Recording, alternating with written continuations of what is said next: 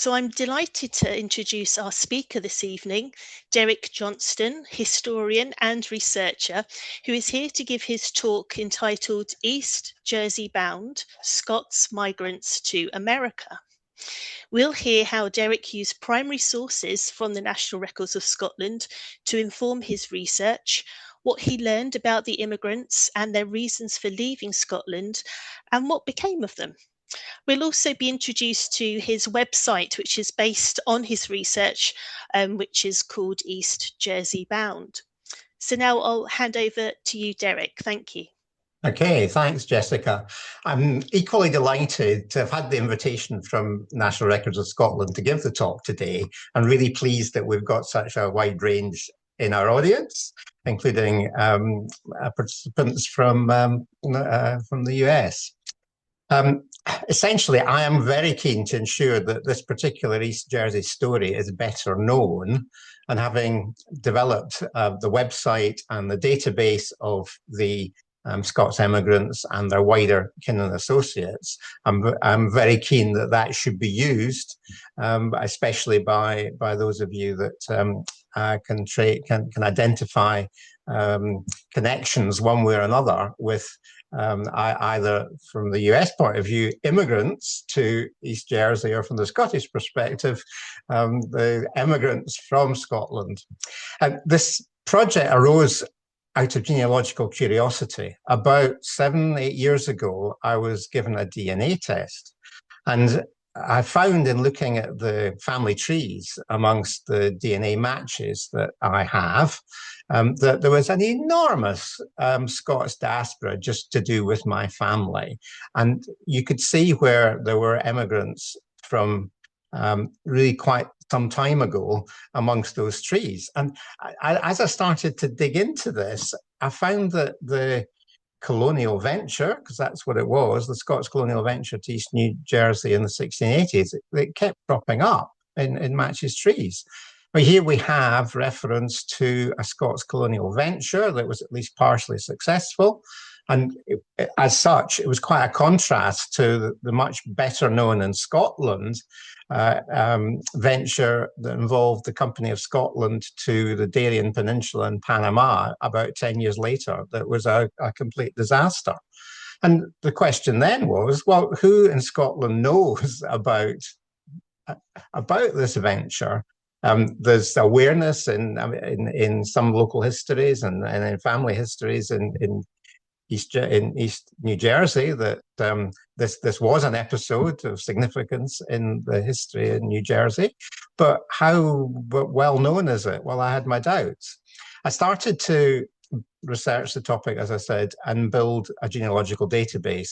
And I had the opportunity through postgraduate research at Glasgow University to develop it that much further. And now, working as a research affiliate, I'm taking it beyond that in terms of further development of the database on the website. There were 4 main research questions that lay behind my research project, and they're at the heart of my talk just this afternoon. What was the background to the venture? Who were the emigrants? Why did they leave Scotland, and what became of them?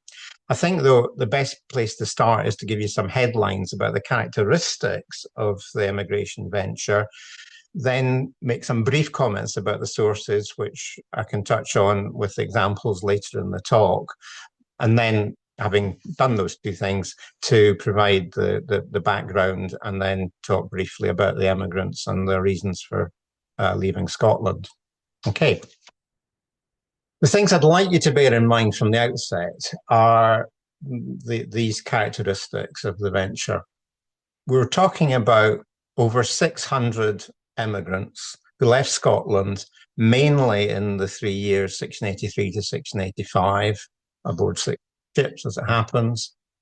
Ned Landsman, who some of you in the States may have come across before, a historian of colonial America, he has estimated that those 600 immigrants constituted perhaps 10% of all Scots emigration to colonial America, including the West Indies in the 17th century. So it's significant in terms of those numbers. The venture was Quaker instigated but very distinctively Scottish, and I'll touch on that in passing later. They were the leaders of the venture were firmly embedded in the colony as part of the governing body. When I say on the slide proprietary colony, what we're talking about there, particularly for the Scottish audience, what we're talking about there was where the investors in the project were granted a royal charter, which gave them the rights to govern, to set laws, to allocate land in the colony, which was under the United Crown of England and Scotland. And right from the very start, in terms of the development of East and indeed West Jersey, fundamental to the constitution was religious toleration.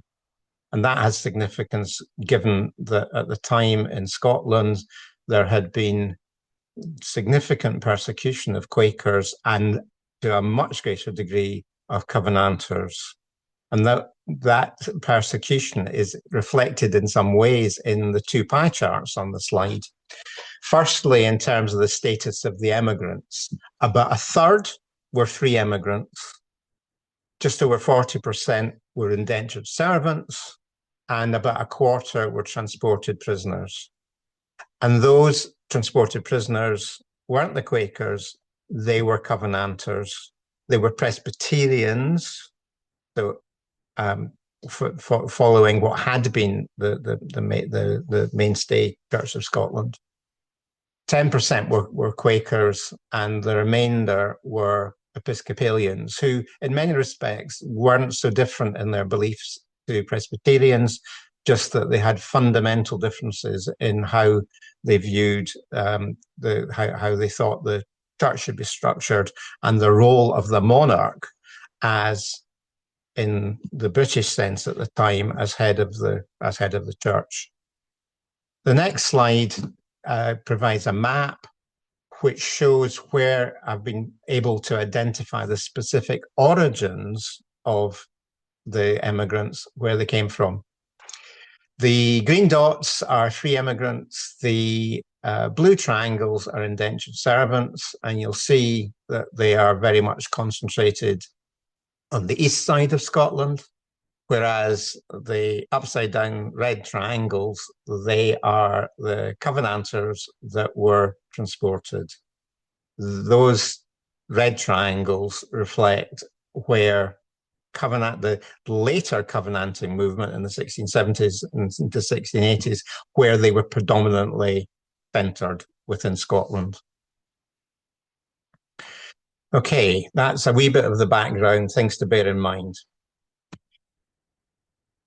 I want to make some comments first now, before moving on to the background, about the sources that I've used. There was quite a challenge in identifying who all the immigrants were, and also to look more broadly at their kin and associates, because unless you do that, you miss a lot of information that is there to be found about the immigrants themselves. I felt a big challenge in just basically saying, how far can you go in uncovering facts about people that are previously unknown, little known, going so far back in time to before 1700. And there are loads of puzzles, a lot of fun in trying to solve them, loads of puzzles, and an awful lot of sources to draw on one way or another. The main sources, however, I've used, and I've been trying to get as much original sources in play as possible. The main resources that I've used have been those of National Records of Scotland. You've got Scotland's people records, especially for baptisms and marriages, less so on deaths, but you do have wills, which are of some look, especially when you're looking at what happens to the family that's left in Scotland. You've got the manuscript collections of NRS in their gifts and deposit collections. And then there are a variety of other records, notably deeds, legal deeds, port books which record imports and exports on dutiable commodities, and things like that. I've also made use of manuscripts in the National Library of Scotland, and also their fantastic maps website, which is so useful in terms of trying to pin down the specific origins of the emigrants. There can be real challenges in working out where places actually are, and there's a classic that sticks in my mind, that one of the centres of the Quakers in Aberdeenshire was in Veruri, and near there is a place called Achortes, and I've come across 10 different spellings of the name. So these issues, like the names of people's surnames, can be a challenging thing to resolve. Scottish Privy Council records are important too from a Scottish perspective, because so many of the people involved, one way or another, had connections to the Privy Council, or if they didn't, then they were transported prisoners that were sentenced to transportation. Privy Council, for those of you that are not from Britain, the Privy Council was in effect the governing body of Scotland. Then there's a question about, identifying who the emigrants, their kin and associates were, but who actually voyaged and what became of them. And it's then a case of joining up some of the records. On the screen at the moment, there's an example on the left of a Privy Council record which lists all the prisoners that were banished to transportation. And on the right-hand example is, in effect, a ship's manifest, the names of those that were imported into East Jersey in 1685 by Lord Neil Campbell. Such lists don't actually exist for the other voyages, and they required much more piecing together. And I've really benefited from the fact that the New Jersey Historical Society transcribed and catalogued a huge number of New Jersey records in the 19th century. And then more recently, that's including wills and deeds. And more recently, the New Jersey State Archives have digitized a lot of the deeds there among the early land records. And that's been enormously useful for me working remotely from Scotland and carrying out the research. Inevitably, you need to look wherever you can get leads, particularly in trying to fathom out who all the emigrants were. And I've made copious use of local and family histories and lots of use of genealogical databases, commercial and non-commercial ones, like Ancestry, Find My Past, and so on. And sometimes they don't actually give you the original reference, but you've got the lead that you can use to find out where to go. So, background. Some very quick comments to set the scene, to do with Scotland, colonies and trade, religious descent, and the actual East Jersey venture and voyages. Firstly, bear in mind that Scotland was, as they say, in a regal, not political union with England at this time. So Scotland had the same monarch as England, but not the same parliament. And when it came to matters of trade, Scotland was seen as a competitor, just like France or the Netherlands. And England, like other countries in the 17th century, followed mercantile policies, which were intended to make it very difficult for competitor countries to trade with England and her colonies. Scots merchants did find some workarounds, but it particularly with trade with the Delaware and Chesapeake, but it wasn't easy, and it meant that Scottish trade was significantly constrained. There was interest in Scotland throughout the 17th century in the potential for colonial ventures. Increasingly, Scotland looked at how well England was doing financially out of the English colonies. There was a political desire to put Scotland on the map and generate revenue. merchants were keen to find new business opportunities. And what gave the interest in Scottish colonies a big boost was in 1679, when James, Duke of York, later James the Second of England and Seventh of Scotland, arrived in Edinburgh in 1679. He was very interested in trade and how that trade could benefit the royal purse. And one of the things he did was to chair a committee on trade. And amongst other things, there were merchants that came forward with proposals to set up Scottish colonies. As I said, an important part of the backdrop to all of this was religious dissent. You had the renewal of very serious religious strife in the late 1670s, which culminated in the Battle of Bothwell Bridge in 1679. You had significant measures where the Privy Council was determined to quell the resistance of Covenanter, so-called fanatics, and they introduced a number of acts and oaths which required people to swear allegiance to the crown and to refuse to take up arms against the crown. Failure to do so could result in imprisonment, in fines, forfeits. It could be formal executions or executions in the fields. And transportation was increasingly seen as a means of what was termed removing the noisiest and most dangerous of the Covenanters from the country. The idea there being that they would be transported as indentured servants to work under contract for 4 years or more in the plantations. And generally speaking, they would not be allowed to return to Scotland unless with special license.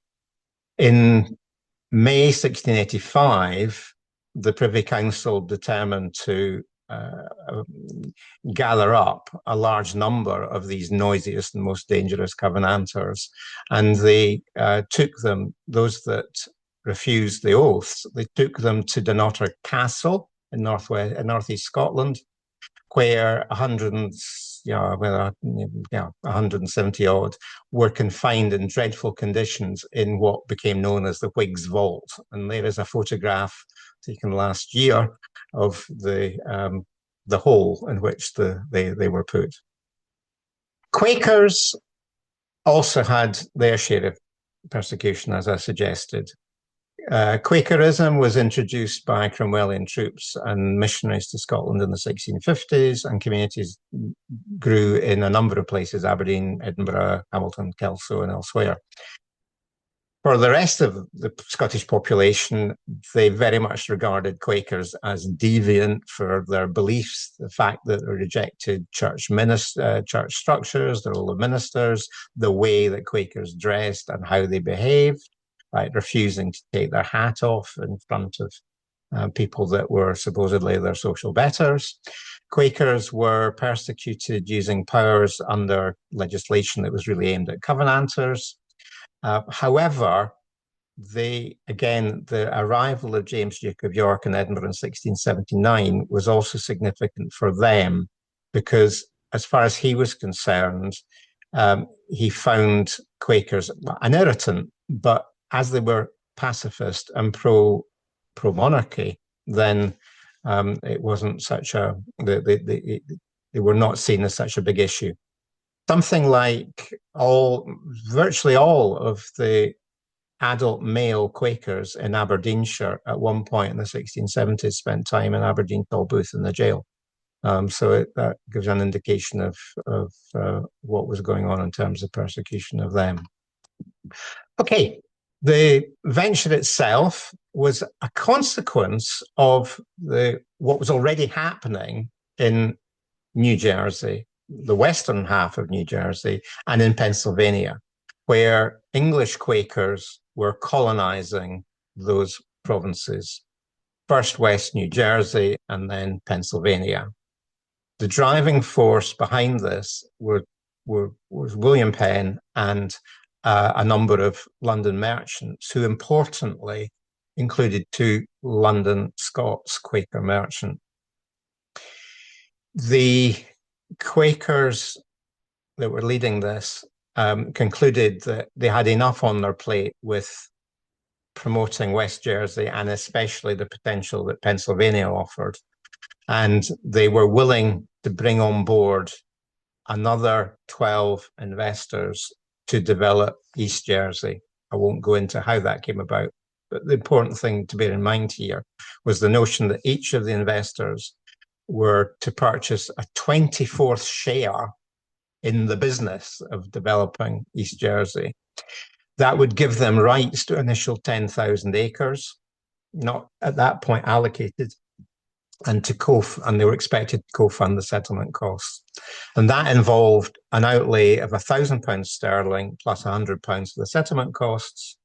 That was a lot of money, £220,000 in modern consumer purchasing power, but many times more if you were to compare that £1,000 to contemporary earnings or a distribution of wealth in Scotland.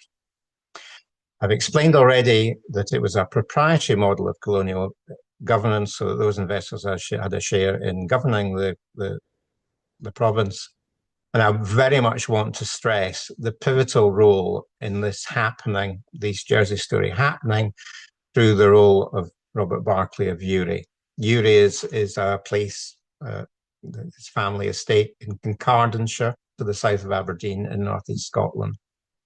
Barclay had an entree to the royal court. His grandfather had been a gentleman of the Privy Chamber to Charles I. His grandfather was the first Baroness of Nova Scotia, an earlier Scottish colonial venture, and he could claim to have royal blood, although quite a few generations back. He was a friend of the Duke of York. He had interceded for Penn to help with the Quaker developments elsewhere. And he was brilliant at bringing Quakers and non-Quakers together. He just was a kind of talented individual in that way. And he very much drove the planning of especially the first stage of the East Jersey venture.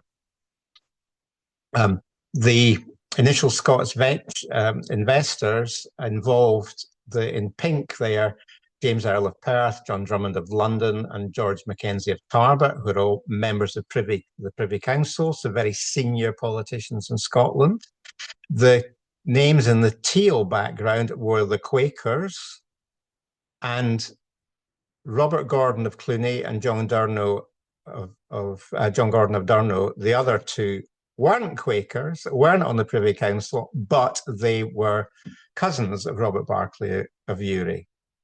So you begin to see some of the family connections, which I'll go on to in the next slide.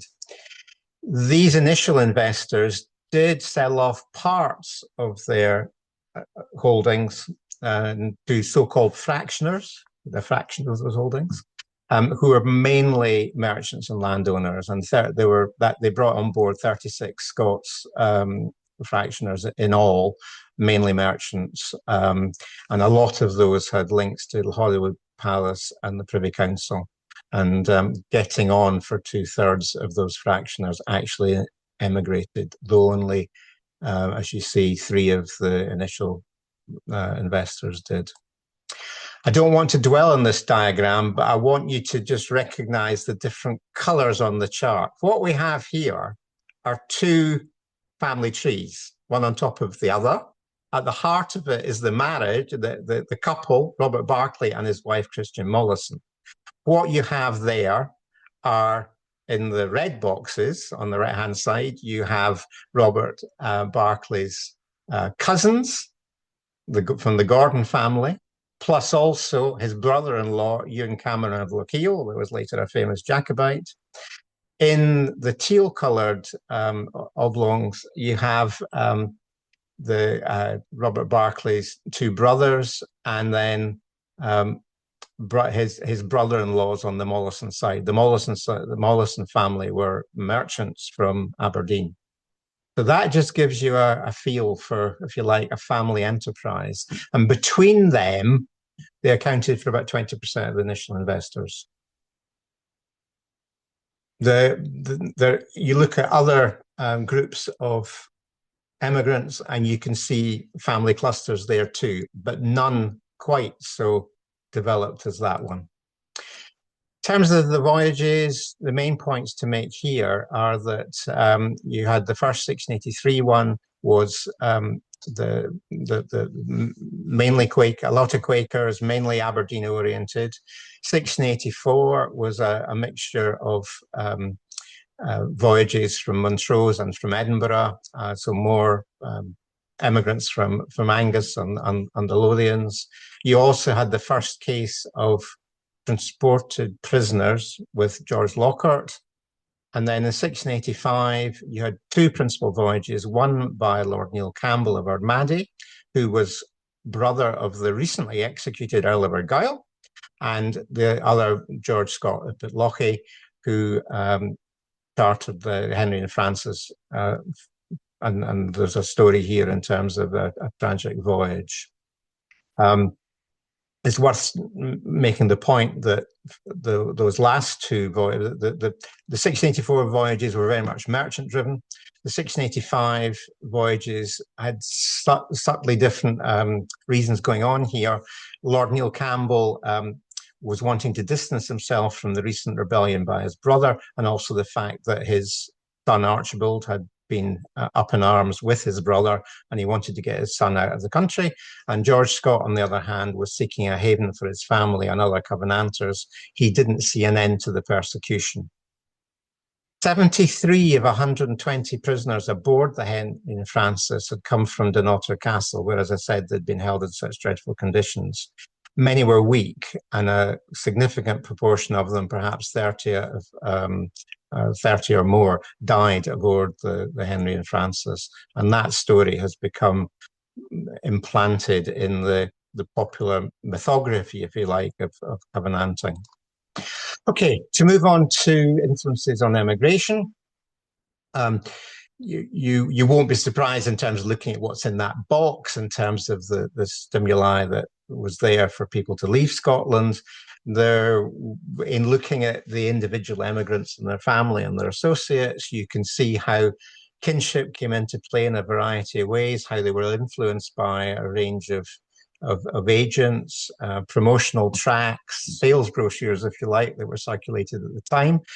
One promotional tract was a bit more than a sales brochure because it was 278 pages long, albeit in large print, but all the same. And you also see how there were groups not just around the Quakers, but to some extent around the Covenanters, where it was faith network that brought them together. And in other cases, you can see how business merchant networks came to play. And there's no doubt that the leaders, but especially Robert Barclay, had an impact. I just wanted to say a few things fairly briefly about the economic factors and also the religious factors in people's decisions to move. Looking in depth at the representatives of the landed families, and to some extent, some of them were merchants as well, what you see is a picture that was typically the case in Scotland at the time, where there were many landed families that were heavily burdened by debt. And that, for some of the key people, they were keen to see what they could do to restore their family fortunes. And however much debt the families were in, it was also the case that with primogeniture, where it was the eldest son that inherited the lands of the family, what options were there for younger sons? And you had quite a few cases, as in the quote there on the left-hand side of the slide. You had cases where proprietors or the landowners were wanting to encourage their sons to leave Scotland so that they could have estates of their own in the New World. For the merchants, well, there were basic ideas of actually, well, let's get a toehold in new markets, in much the same way that Scots, especially on the East Coast, had traditionally done around to the North Sea and into the Baltic. also merchants, a lot were interested in having land themselves, and importantly, the status that holding land would give them. For farm servants, for tradespeople, there were prospects for good earnings and land, and also to escape feudal ties. And there's the other quote on that page, just an example where a mason from the borders was selling the potential for people to come. If they had skills, they could earn much better than in Scotland.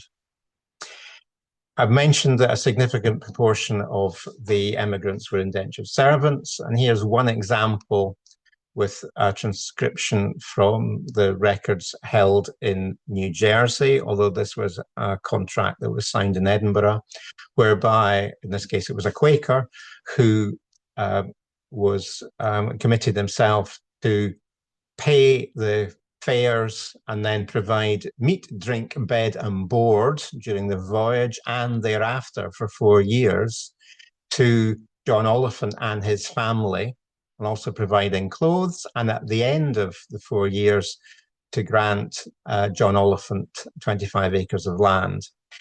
Not all the contracts were quite the same as that. Sometimes particularly skilled workers could have the offer maybe of up to 90 acres at the end of their term.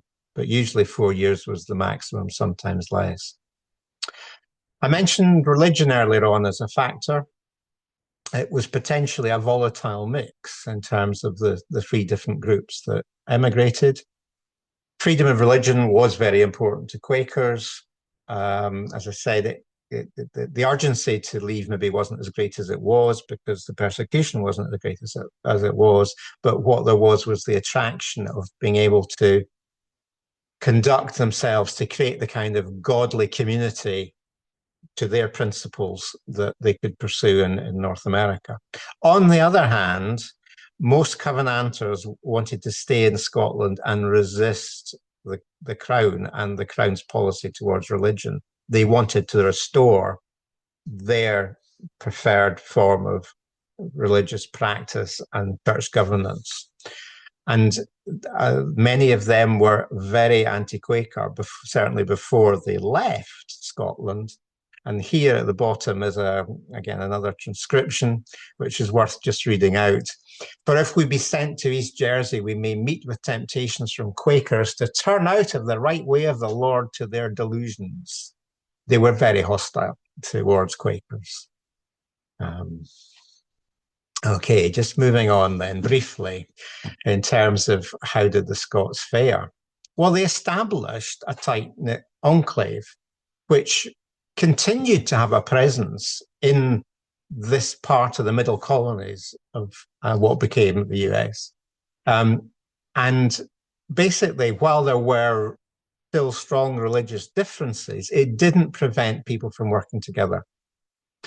The Scots settled mainly in Perth Amboy, in Woodbridge, Freehold, and Plainfield, and a few other places besides the blue triangles on the map. And quite a few did build sizable estates, 4,000, 6,000, 8,000 acres plus.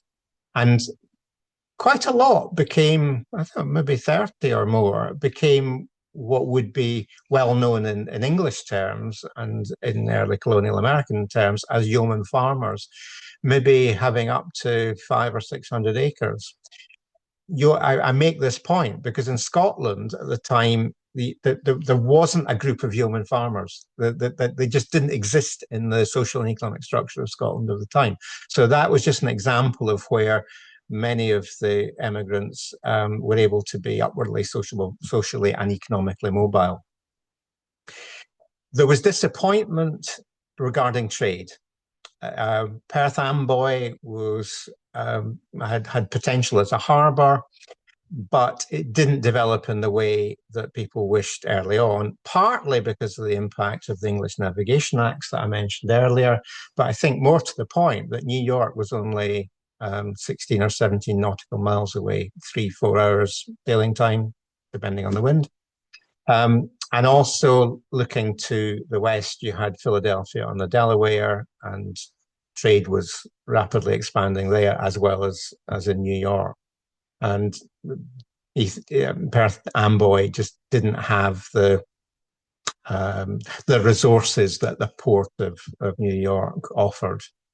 Land development itself was slow, partly because of labour shortages, a whole series of reasons, I guess. And the returns to original investors were delayed quite considerably. There was a grant of further land to the investors in 1692, but not on a large scale. And it wasn't until 1698, 99, and 1702 where the original investors granted dividends of further land. And it's also worth pointing out that there were no further waves of immigration until the 1720s, which we can touch on later in discussion if you want. I should explain that I was able to trace almost all of the three immigrants beyond their first appearance in the records in East Jersey. However, I wasn't able, so far, I've not been able to trace 50% of the indentured servants and 70% of the prisoners. On the other hand, obviously, I have been able to trace 50% of the servants, 30% of the prisoners. And it's very hard work now to identify others. And it's maybe something we can come back to in discussion. Right, just watching time. Just a couple of examples, not of people that prospered, but rather of people that didn't prosper. But just gives you a flavour of some of the things that went on. Firstly, David Toshach, who is referred to in a lot of the histories in East Jersey as Lord Miniverde or Monsiverde. His grandfather had mortgaged his estate before 1620. And the family had continued to have to pay off have to pay off interest on that estate for a very long time, and the debts continued to mount. Before he left, this was very much a roll of the dice for Toshach and hoping to restore family fortunes. He transferred his land to his brother Duncan. He then went and imported his and his sister's family plus some retainers in 1684. He fell out with other Scots. He was very status conscious. He expected one of the other emigrants, who was a relation of his, to lay on a footman in velvet to attend his attendance at the Board of Proprietors of East Jersey in Perth Amboy, which is kind of striking in terms of when you think about how he looked at the world in what was a frontier situation. He viewed the Quakers as chiffs and cheap, which was a phrase I hadn't come across before, and he wanted his money back from the Earl of Perth, the land that he'd bought. He negotiated land on the Hudson to set up a fur trading post, but he didn't actually survive very long there, and he failed to ensure title to the land that he had obtained. And this left things precarious for his widow and his widowed sister. And indeed, the land in Perthshire was sold not that long after at a knockdown price. And there's something of this story in the other one I'm telling you about, which was about Lord Neil Campbell of Ardmaddy. And he was one with his partner, Robert Blackwood, who had invested the £1,000 as a full share in East Jersey. Made the point that he was brother to the Earl of Argyll, and that he led the voyage of the American Merchant in 1685. He was deputy governor for 4 months. And he was keen, though, to return to Scotland in 1687. The political situation was more favourable to him there. He was appointed as the keeper of Dumbarton Castle, and he was very keen to return to see his young second wife. However, he had got himself into a considerable amount of debt already with Robert Blackwood, including what Blackwood had charged him to help get his son Archibald out of the country. And he then had expenses in his new role as the keeper of Dumbarton Castle, and his debts escalated, and he died heavily in debt. And there's a long trail of records in National Records of Scotland about what happened in terms of trying to work that one through. The quote there, the typescript that the handwriting that you see there, is from instructions that Campbell and Blackwood gave a James Campbell to go back to East Jersey to find out what had happened to all the money they'd invested and all the people that they'd imported. And Campbell was actually instructed to sell that £1,000 value property to somebody. There was a named individual, Daniel Cox, for just £300. So they were prepared before 1690 to sell off the land at a significant reduced price. As I said, returns did get better over time for the investors, but it wasn't easy for quite a long time in this period. Okay, just some quick reflections. I've been able to do a lot using National Records of Scotland and New Jersey sources and other sources to explore the backstories of the emigrants and the other parties involved, to really work through and work hard on overlapping kinship, commercial and faith connections, and to explore actual and potential reasons for emigration. And I want you to bear in mind, just as I finish, that East Jersey as an immigration venture is worth being better known. It proved to be a substantial mobilization of money and people. It wouldn't have happened without Scots Quakers in London and the role of Robert Barclay. And it was an undoubted success for some, albeit not for all, not least given the number of people that I hadn't been able to trace in the end. And then finally, and we can again come back to this if there are questions, please explore the East Jersey website. The research is summarized there, and there's a database to play with if you've got interest in types of immigrants, where they came from, their families, you name it. What I've tried to do is to go backwards and forwards 1 or 2 generations, so you get that longer term context for the immigrants. And I do continue to add to that, including more information about the next generation or 2 in East Jersey. Okay, I hope you found that interesting, and I welcome questions.